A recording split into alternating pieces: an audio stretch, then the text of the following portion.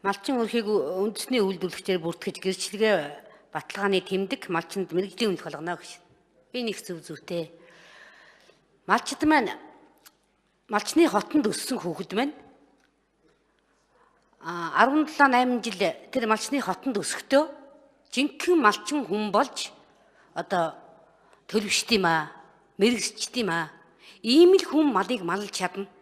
Тэрээс 4 жил ширээний ард сууснаар малчны үнэлэх авчих ямар ч боломжгүй.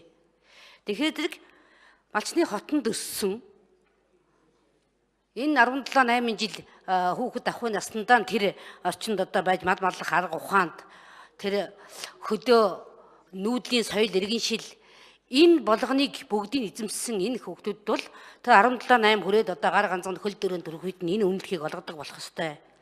Тэгээ энд одоо би дахиад асуухад энэ малчин өрхийг үндэсний үйлдвэрлэгчээр бүртгэж гэрчлэгээ олгоно гэдэг дотор малчин гэдэг дотор гахаа шавуу өржүүлж өсгөж байгаа одоо амтэн өргөлж өсгөж байгаа хүн л малчин дотор тодорхой дотор ороод авах шиг байх. Энэгээр нэг тайлбар үг хэлүүлж авмаар ах юм.